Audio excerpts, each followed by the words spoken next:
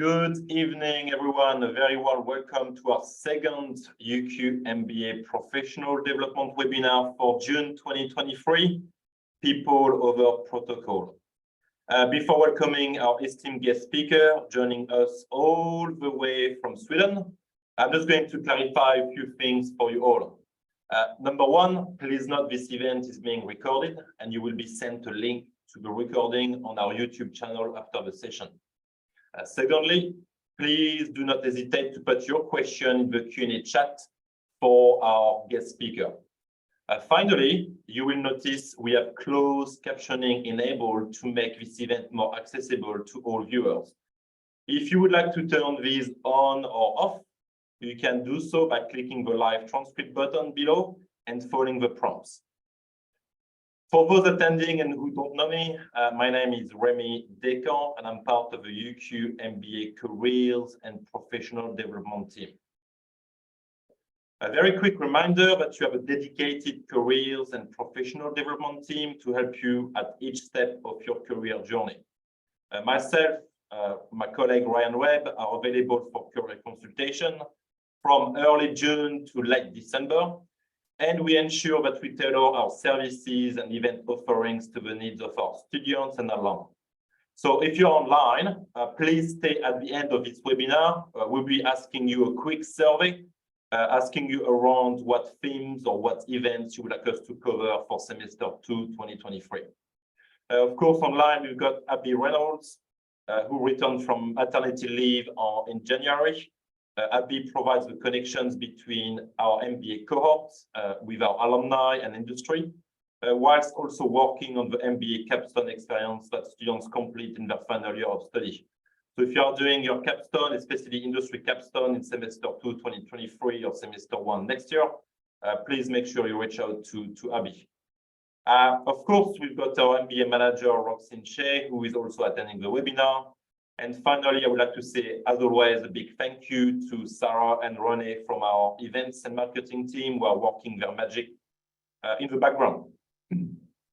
On behalf of the team, I would like to acknowledge the traditional owners and their custodianship of the lands on which we meet. On behalf of UQ, we pay our respects to the ancestors and descendants who continue cultural and spiritual connections to country. We recognize their valuable contributions to Australian and global society. So, welcome to our exclusive MBA webinar, People over Protocol, with Professor Mats Alvesson. We will hear from Mats in a very short while. Then we'll have some questions later on. So again, feel free to add your questions in the Q&A chat if you've got any. Welcome to Professor Mats Alvesson from the School of Management of Lund University. He's joining us from Sweden, quite early for him. Mats is one of the most distinguished social scientists in Europe and the world, globally recognized for his thought leadership. Professor Alvesson, originality and influence are closely related to this innovating embrace and practice of multidisciplinarity, which has made him a leading scholar at the crossroads of leadership studies, organization communication, knowledge work studies, organization culture, and identity and gender. He's most known from being an originator of critical management studies and his work on research methodology and theory building. Professor Alvesson has written 26 books, including The Stupidity Paradox with Andre Spicer. Mats is going to speak more about his book later on, but in a nutshell, Matt says that stupidity may not make sense, but it makes the organization work more smoothly, makes them functional. Matt, welcome. Thank you for attending today. Thank you, Remy. Pleasure of being here. I almost said I speak then from Lund in Sweden. I had a part-time professorship at University of Queensland Business School for many years, but that ended may go over to honorary professorship. So I probably will be around then as usual then in February and March every year.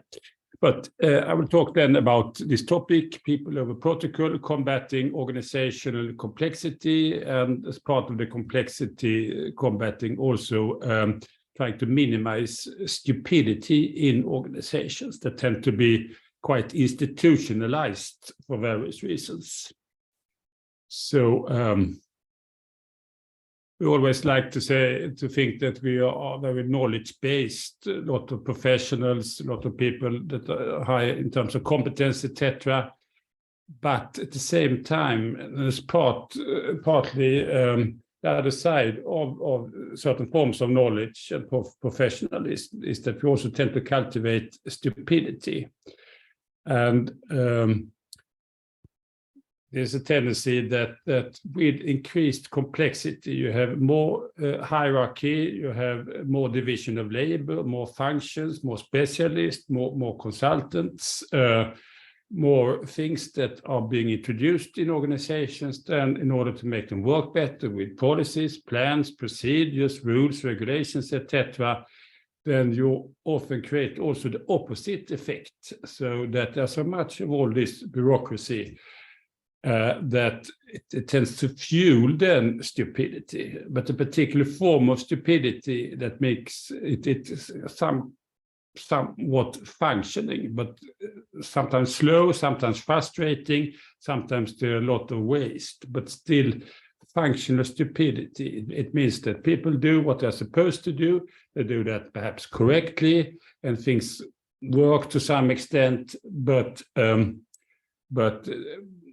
it also becomes quite problematic, and a lot of organizations, they are scoring low on satisfaction and relatively low on effectiveness because of all this waste and sometimes also mindlessness coming then from increased complexity and too much of division of labor, both hierarchically and then also horizontally. And all this is related to what can be referred to as regulation mania, that we somehow can't stand uncertainty and ambiguity. So there is enormous amount of efforts then to regulate everything that can go wrong. And that means that we become a bit neurotic in terms of following rules and being obsessed by all this. So that one source of what I call functional stupidity, which actually then means that you think perhaps in the right way, but quite narrowly, how to do things correctly rather than to ask questions regarding, should we really do this? It is meaningful, relevant.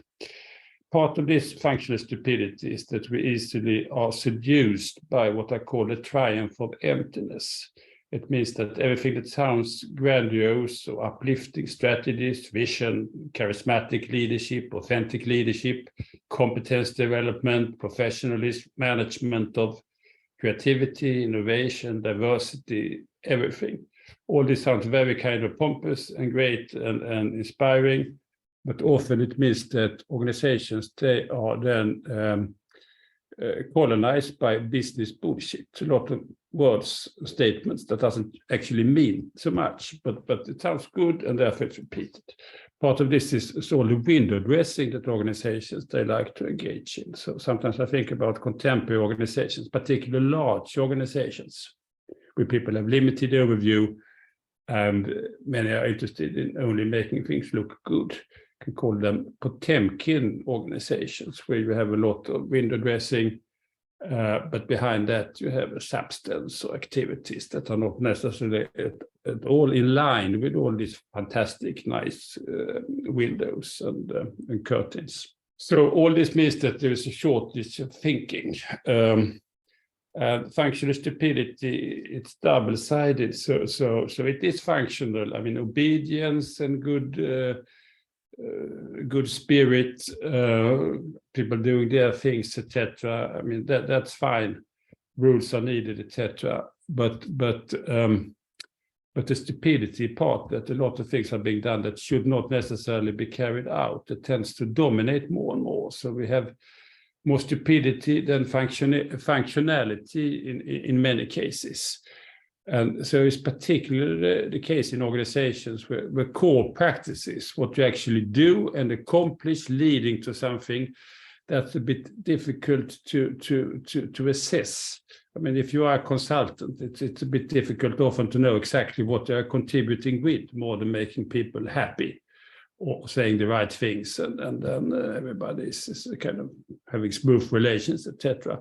But what you actually accomplish in many staff functions, in many organizations, that's hard to know. And the less you have of core practices delivering something substantive for a particular group of customers or whatever, then it's easier then that this kind of shortage of thinking about what creates really value for somebody, that is kind of diminishing. So in many organizations, we have limited substance and also limited feedback on what people are doing. So many functions, many professions, many organizations, you have like a shortage of true substance, and very much kind of protocols and producing plans and training sessions and a lot of other things that are difficult to assess in terms of what they actually accomplish. And this is particularly pronounced then in large organizations where size and complexity, that means that there is a limited overview. So people in large organizations, they have very loose ideas of what actually is happening with what I'm doing. What does it lead to? You may run a training session and then people find, that's okay, fine, happy with that, but what does it lead to in terms of insights, new knowledge, capacity to perform in better ways? You have normally no idea. So you're just then happy perhaps as a training person then that people are happy with the training session. And that doesn't mean that there's so much going on at the end of the day in terms of performing better. But we don't have the overview. We don't know that much what goes on, how things hang together, etc. So with large organization size and complexity, we have limited overview, we have limited focus, and the chance of doing things that are not necessarily functional increases. And of course, some of this complexity follows with organizational size, but often we tend to introduce a lot of unnecessary complexity. So there should be units, functions, activities, office holders, etc., for absolutely everything. And then you introduce a lot of complexity that is not necessarily so beneficial and not come directly then just from increasing size, but it's a complexity that we tend to invent and reinforce. And with that, there's a tendency that we also reinforce functional stupidity with more stupidity than functionality in this particular then equation. So, and in this context then, most people recommend that we should think, we should be reflective, we should be into learning and so on in our organizations. But often, perhaps the credo, the operative principle is not to think too much. Thinking too much can only cause problems. If you think too much outside the limited box that is part of the functional stupidity. So you tick off the boxes, you do what your boss tells you to do, you follow all the procedures and rules and blah, blah, blah. And thinking outside that may be very tempting, but it can create a lot of problems for you because then you may speak up and then you are not necessarily so popular, or you also face perhaps existential crisis if you start carefully to reflect on what are we actually doing here, or one of my favorite questions, what in hell are we doing? So as these pictures, they illustrate that in a lot of corporate and public sector context, you have a lot of other orientations than people using their small gray cells, as Hercule Poirot, the famous Belgian detective, would put it. So a lot of organizations, there is a shortage of thinking and communicating. And I'm not talking about communication in terms of just communicating what is needed or what's prescribed and so on, but more free communication based on free thinking, on more broader reflection, critical reflection or creative thinking outside then the small boxes. So most organizations that tend to have a shortage of this. We think too little, and particularly we think in too far limited ways. So, and this can be related then to various kinds of orientations that actually signals human weaknesses. We all like to believe that we are free individuals, unique individuals that like to think for ourselves, etc. Yes, sometimes, far too often not, I would say. I don't know if you've seen the movie Life of Brian. It's a movie by Monty Python. Then Brian, then he's actually mistaken for Jesus. This is Jerusalem year 0, roughly. And Brian is mistaken for Jesus, and he has a lot of followers, people running after him and like to hear his words and so on. And then Brian says to his followers, then, you are all unique individuals. And everybody is shouting, yes, we are all unique individuals. And then you hear one voice, I'm not. So Brian, he continues, you should all think for yourself. Yes, we should all think for ourselves. And then I just stand there and wait for Brian to say something more that can be parroted.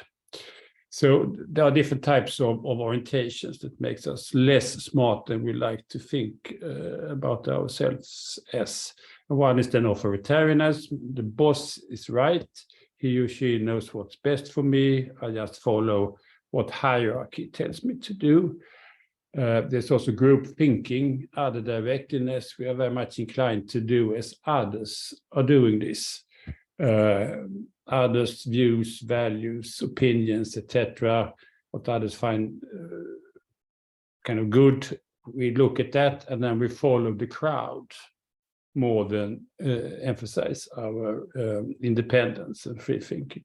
Seduction, we often like to be seduced. Here are positive messages. Here are ego promoting, ego boosting statements, arrangements, fantasies, stories about our own organizations and profession and so on. So all this tend to play a role in contemporary organization. And of course, more and more people are into the seduction business. If you're into branding, a lot of consulting, training, management, leadership in general, it's very much about persuasion and seduction. Sheep mentality is also quite common, that we function a bit like sheep, even senior people. One famous and highly respected Swedish CEO, he was CEO of a large and successful bank and then chairman of a board of directors, and also an academic.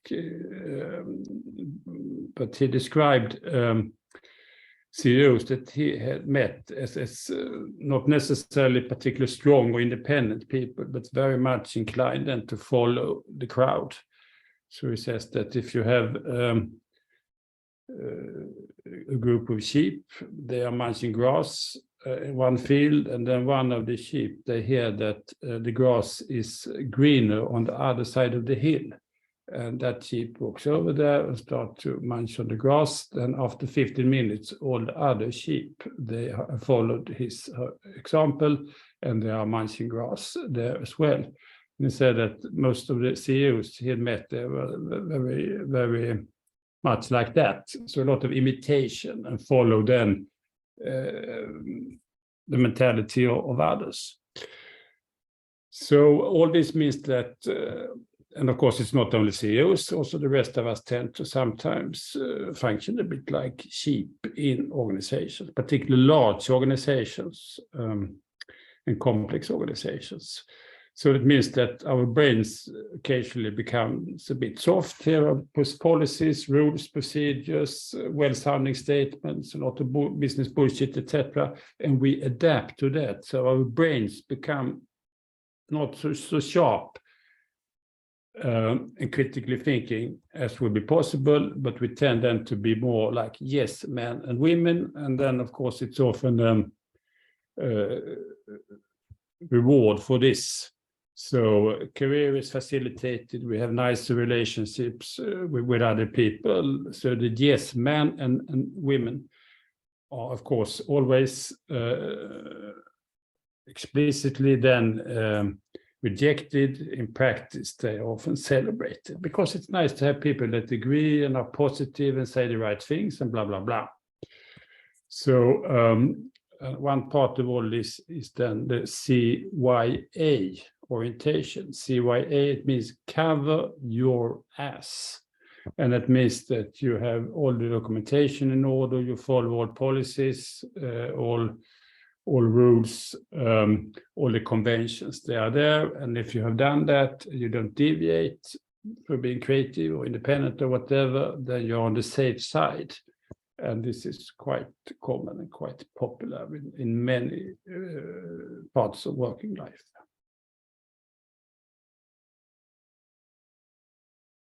What to do then? You now may find yourself a bit impatient.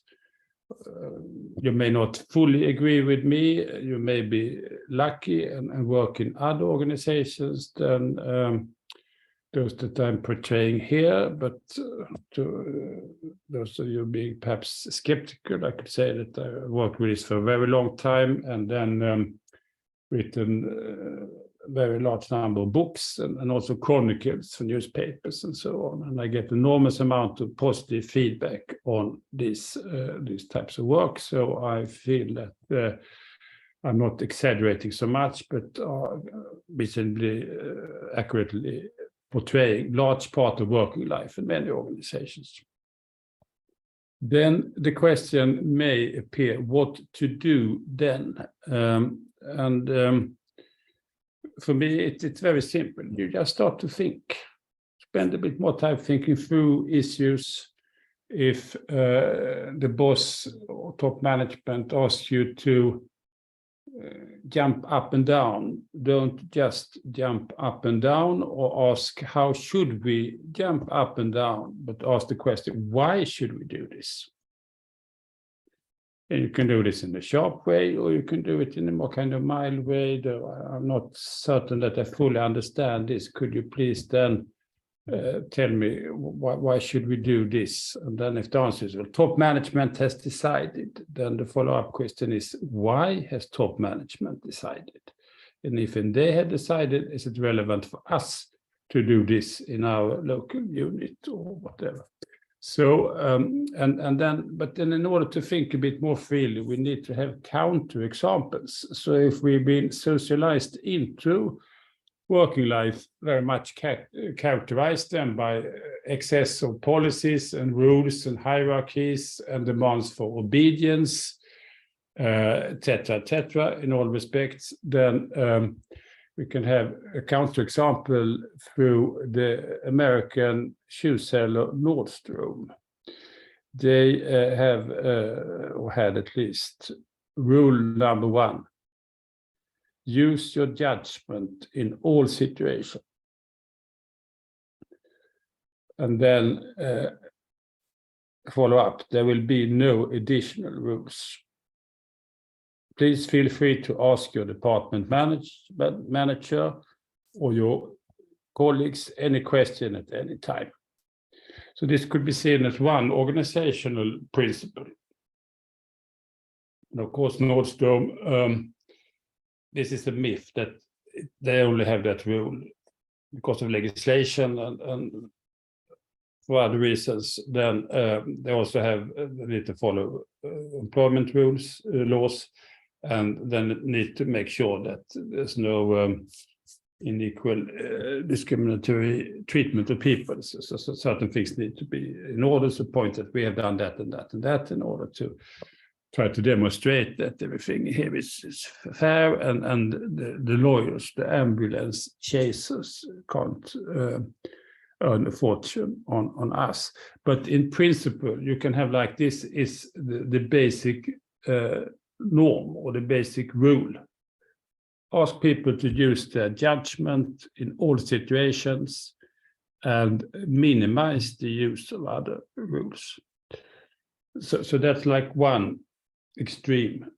Use your good judgment in all situations and avoid all other rules. So that's one extreme. And then the other is that we need to have policies, plans, procedures, protocol, management, expertise, functions, bureaucracy, precautionary measures, blah, blah, blah, covering all possible situations and problems and issues. So there we have like the two extremes. And then one can assess one's own organization. Where are we on kind of a scale here in different respects? So it's multidimensional, of course. But then sometimes you can say that, okay, we need to be a bit more Nordstrom-ish, or try to move a bit closer here, or can we have another balance between use judgment and use all the P's, policies, plans, procedures, protocols, etc., to deal with situations. And I will say that in most organizations you could probably have a totally different balance than the one that now is characterizing organizations. So one way here is to try to introduce a bit of Nordstrom rules in the workplace. You can also do other things. And one idea is then to have an anti-stupidity workforce. So you try to gather a group, probably need to be sanctioned by top management, but in principle they probably could understand this, that we have some people here with experience, relatively sharp, knowing the workplace, but not having been there for too long. And then they form an anti-stupidity workforce project group that go through and remove or change all things that tends to means that protocol is dominating people too much in too many respects in all parts of the organization.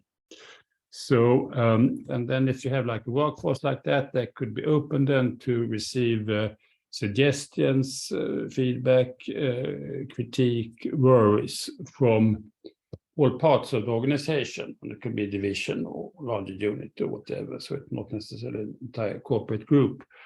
And then that group could then see, okay, what do we get here in terms of based on our own analysis, our own experiences, but also what others then are communicating to us. And then there may be a very long list of stuff that perhaps could be skipped or could be changed or could be made voluntarily, or at least call for some clear motivation or clear clarification of the pros and cons of something. And then you could present this to everybody, perhaps, and to top management or mid-level management if they can do something about things in particular. And then here is a list of all the stuff that people have reported to us or we have ourselves come up with. And then you can perhaps as a group workforce then go through this and make some assessments and some priorities and say that here are 10 or 20 points that we find quite problematic in this company. That policy, that procedure, that requirements for documentation, blah, blah, blah. And then please, top management, try to do something about this. And we would expect with all this work behind that at least half of the points on this list should be somehow dealt with. And then top management probably would feel some pressure to do something about this. You can also, on a very much local level, then demand people to speak up when there are meetings, consultations, etc. One observation, and we are doing research on this, that people often are quite silent in meetings. There's a lot of complaints in the coffee room, on the corridor, but then when there are meetings with senior people, then one person may be feeling that this is something that a lot of people are deeply bothered by. So now I just raise the issue and expect others then to say what they say behind the screen, so to speak. But then sometimes people are not just sitting there and being totally silent, which is deeply problematic. So good organizations, they call for voice, people that speak up, not necessarily shouting, but they say that this seems to be problematic, we don't understand this, etc., etc. And then you could have tried to introduce the norm of a no or perhaps not, man and woman. People that actually use voice to be responsible and also to, of course, to improve their own situation. But now many organizations, they have this being silent, being a yes person. This is the norm. So good organizations that call for, of course, influencing top down, top management, they have their duties and responsibilities, and they have some kind of overview, often limited one. They may be living in their own sky up there, characterized by plans, policies, PowerPoint presentations, talk with staff and consultants and others, and have very little idea what goes on. But still, some top-down influence, of course, necessary, part of good management, but equally important is down-up. People on lower levels, not just waiting then for policies and instructions and being obedient and carrying out all the more or less stupid things that top management can come up with. They need also to take initiatives, not only within the small areas, but also in relationship then to senior people, to have ideas, to have feedback, to protest, to ask for motivation, etc. So, and in some cases, then, of course, they can just skip things through as middle-level managers being umbrella carriers. We did a study of university heads of departments, and many of these, they saw the primary role as being umbrella carriers, protecting protecting employees' core practices from all the shit coming from top management. So the middle manager is an umbrella carrier, can be also part of all this. But in principle, good organizations, you need to have flow of ideas and communication and demands requirements from top down, but also from down up. And this is something to work on. Sometimes you can also practice more direct resistance, just not doing things, perhaps, that can be done in explicitly or more covertly. And one principle here is buhika. Buhika, bend over, here it comes again. Bend over, here it comes again. And that means that when new top management, new consultant, new fashion, staff people with plenty of time need to have something to do, then they come up with something new that should be implemented in the entire organization. And parts of the organization, this is probably irrelevant or counterproductive. Sometimes it's relevant for some parts and others are not. But if you feel that this is not necessarily productive things to do, then you can whisper to everybody else, buhika, bend over, here it comes again.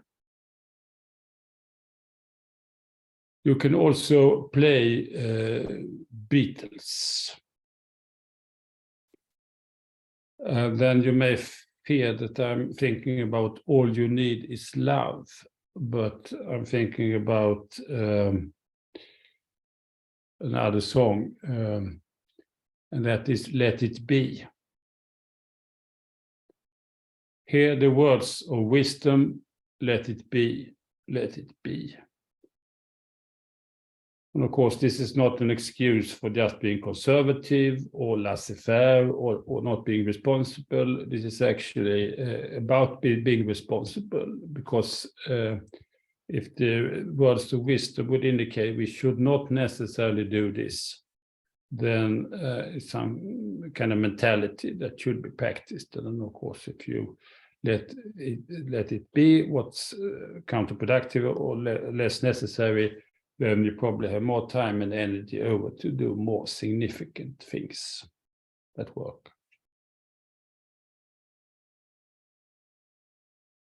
So, and then as I'm an author, then I always try to get people to do some reading, and the stupidity paradox, the power and pitfalls of functional stupidity at work. It covers this area quite significantly. We have a lot of examples of the problems, and also point at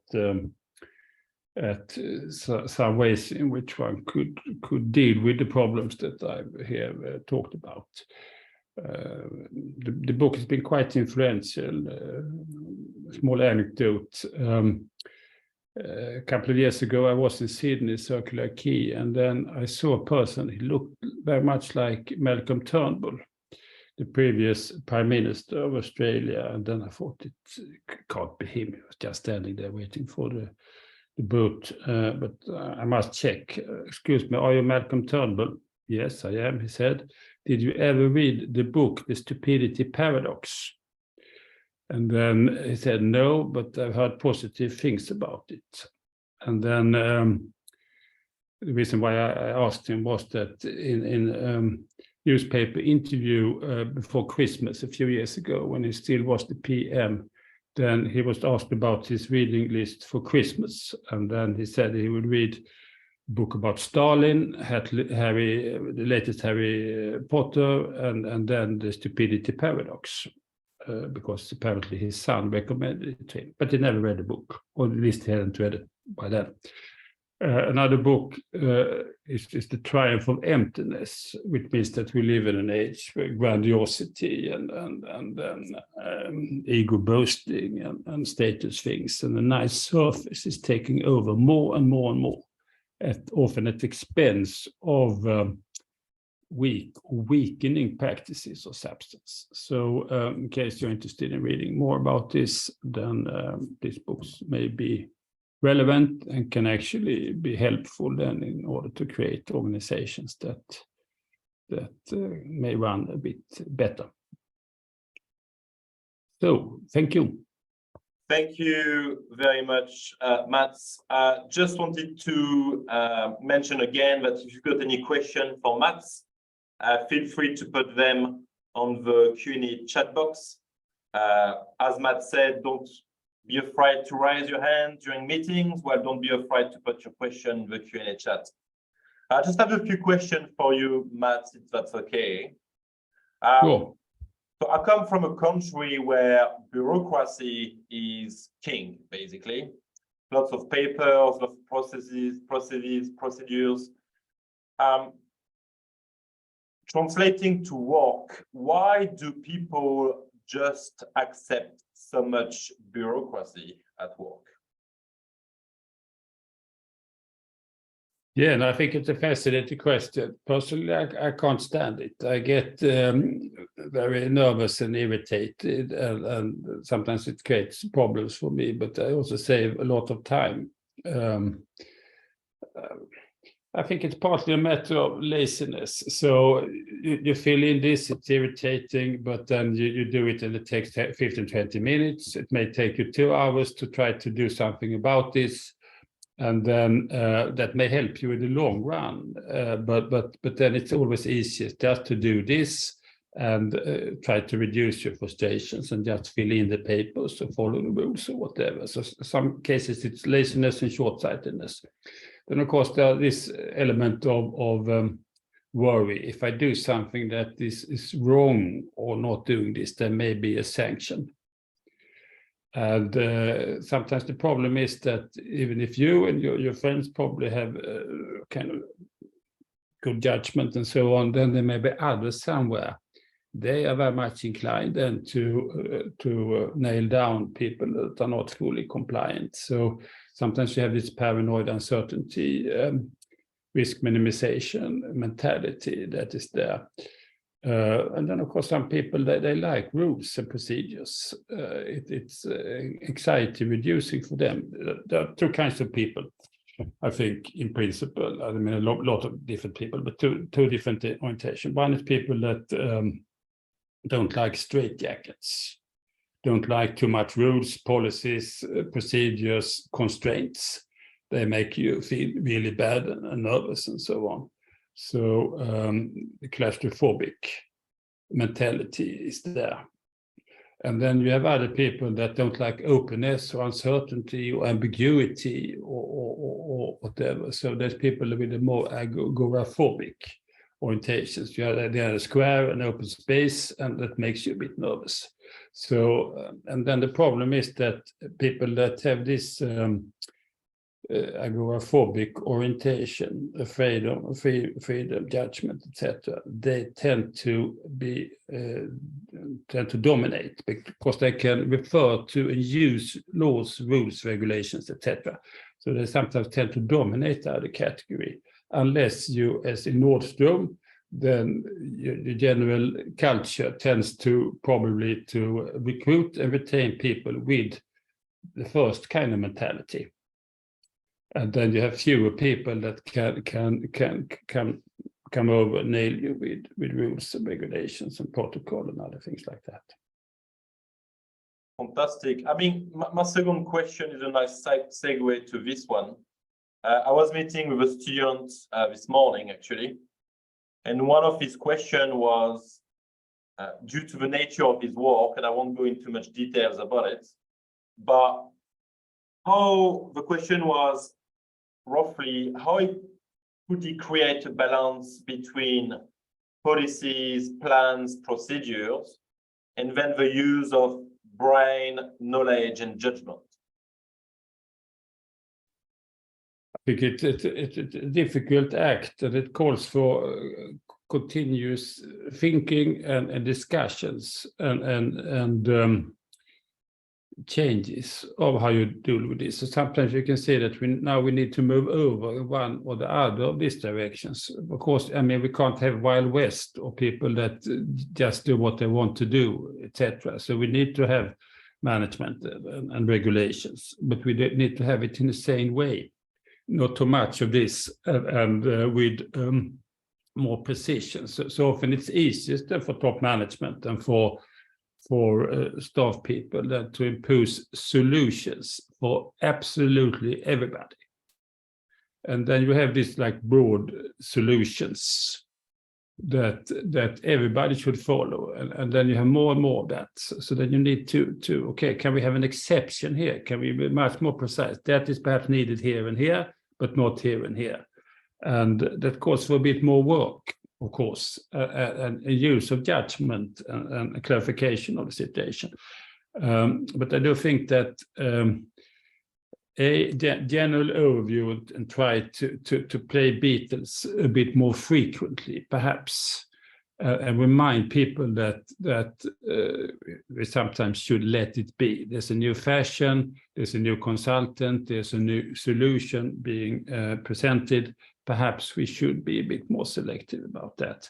But sometimes then just have these overviews and try to get away with a number of the rules, policies, etc. And then typically you need to face the resistance, because often people have a select kind of interest in this because it's my rule and I like the rule and so on. A lot of other people still are suffering. That's not a problem of that particular person or that unit. So it's hard to have any definite answers to the question. So it needs to be something that we continually are working with and then combating then tendencies to over-bureaucratize organizations. Fantastic, thank you. I did have one more question, but I'm mindful of time, and there is some questions in the Q&A chat that I would like to ask you, Mats. Yeah. The first question from Alicia, who loves this umbrella definition of management. What is your recommendation for someone that is seeking a managerial position based on this stupidity principle? Yeah,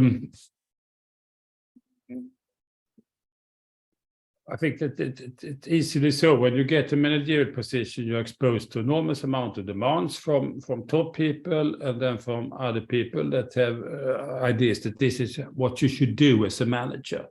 And then it's very easy then to just follow then the various contingencies and do what you are expected to do. I think that it's very important then to try to not be too much seduced and then to use alternative metaphors for the job. So I'm not necessarily leader when everybody's supposed to follow me because I'm so authentic or charismatic, and I'm doing all this enormous amount of things that you're supposed to do as a manager leader. But you can see yourself as an umbrella carrier. My job is partly to protect people from unnecessary things, and then also to encourage people to think for themselves and not just follow the leader. So sometimes you can have these reminders about yourself and your own work, and then you can sometimes also communicate that to other people.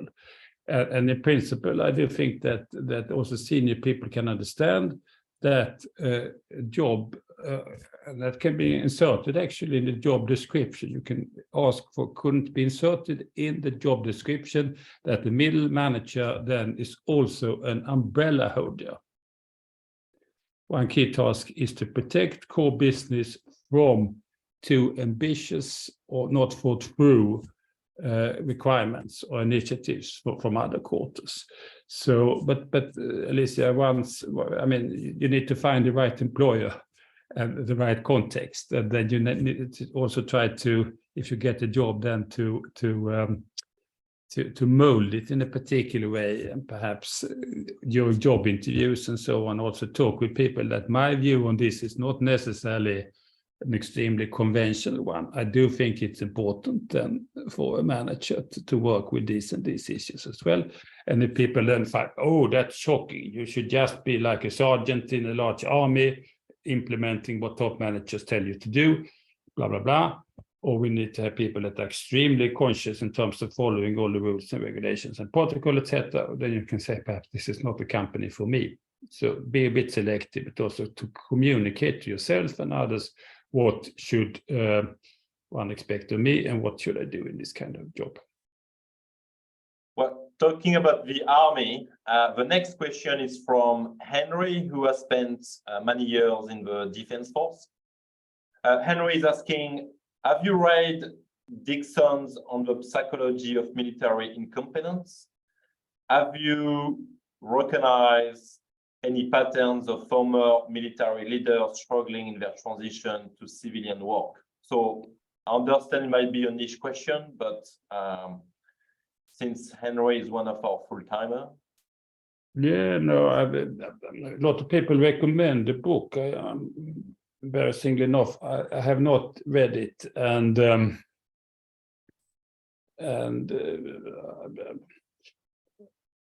I think that a lot of people are struggling when they leave one profession and move over to another. So I don't know exactly what happened. I met some people that have moved over to academic life and got PhDs after was a successful career in the military.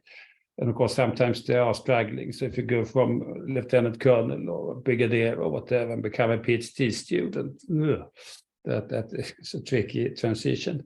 In general, I think it's a good thing. It's demanding and difficult and problematic. But sometimes if you can move from one profession to another, you can bring with you ideas and insights and comparisons and a perspective on things that can be very beneficial. A lot of people are into healthcare or hospitals or into the mining industry or whatever, the entire career, and you know how to talk and to relate to people and to cultivate your networks and blah, blah, blah. You can make a nice career, but you easily then becomes a bit more functionally stupid as part of the trajectory. Because of so much socialization and so much that you take for granted that it's almost impossible to get to avoid being functionally stupid. And that's a problem sometimes with people that are very much professionals, very much into that kind of limited mindset that is part of the standardized knowledge and the social rules in that particular profession. So I think it is a struggle when you move to another field. A lot of things that you can be irritated by and you don't understand, and people don't appreciate you necessarily so much. But still, if one do this in a smart way, I think that one can offer them quite a lot compared to people that stayed in the same field forever. Fantastic, thank you. Just looking at the Q&A chat, but I might ask you a last question myself, if that's okay, Mats. So when we met at UQ back in February or March, like earlier this year, we spoke about the demographics and the kind of students we've got, and I look at the list of attendees, and many people are currently studying an MBA with us. We spoke about the demographic, mid to senior managers. We spoke about why they are looking to do an MBA with us, like more than 90% are looking at transitioning, right? Then I was checking on the World Economic Forum and what kind of skills employers would be looking for between 2025 to 2030. You had analytical thinking, innovations, active learning, complex problem solving, critical thinking, creativity, leadership, social influence, technology use, technology design, resilience is a big one, flexibility, and reasoning, problem solving, and ideation. With this in mind, what kind of practical advice can you give our attendees to take away and apply in their current organization to learn these skills whilst combating stupidity in organization? Very, very complicated question. So I don't know if I have any very quick. That's why I kept it last. Quick answers here. In general, I do think that there is a reward of being very well adapted. And then you can tick all the boxes and it looks kind of nice. And then you can have a more mediocre, predictable, and okay career. If you find the right, and in many cases, I think that if you have this list of what people look for, you have an idealized list. So in many cases, what you actually do want is people that are not creating so much problems necessarily. You often appreciate people that are well adapted and a bit narrow-minded and do what you are told and not create problems for yourself or for the boss by asking more fundamentally problematizing questions. So I think that in many cases, then not over-interpreting these lists is valuable for people. But I also do think that you have a chance then to do something differently, to stand out a bit and then be seen as a unique, more innovative person. If you are able then to think more broadly about issues and then capable then of taking some struggles, some stamina, wait for the right moment, and then make interventions with ideas and initiatives that stands out a bit. So that's like the true meaning of being innovative. But sometimes then there's a tension between being very innovative within a narrow box, just adding some details or solving a problem, in a good way, compared to finding a problem that should be solved, but people are not necessarily then thinking so much about or recognizing. So sometimes you may have issues like innovation that calls for much more broad and varied thinking. And I do think that some people, at least, they can benefit career-wise significantly from this, but it's always a bit of a risky issue. There is the last question from in the Q&A chat from Oliver. Yeah. The question is, is a bureaucracy the tyranny of the lowest common denominator in an organization? Like, does it grow as the organization grows? Yeah, no, I think that is the case. And of course, to some extent, then if you have a large organization with a lot of complexity and a variation, people with different background, understandings, and so on, and then you need to have rules that are understood and used by everybody, and then you can reduce certain kinds of problems, then this tend to then grow, and then you have them on a very basic level. So and it's very easy then to have this for everybody. What most organizations that are growing probably need is to be much more differentiated. Here we have different parts. We need probably to have rules and levels of bureaucracy that is much varying. So if you have parts where workforce is more qualified, work is a bit more ad hoc, you should be a bit more innovative, perhaps, than try to reduce that kind of stuff. And then you have other levels of bureaucracy at other parts of the organization. So I do think that if organizations can manage a bit more selectivity and differentiation, then it's a good thing. But in general, I do think that we need to acknowledge that with growth, as increased level of bureaucracy is needed. So we need then to accept that, but we need also to be on guard to try to minimize unnecessary sources of this. Just one example here, it's a small company, but when they grown, they had all the kind of rules and policies on the fridge.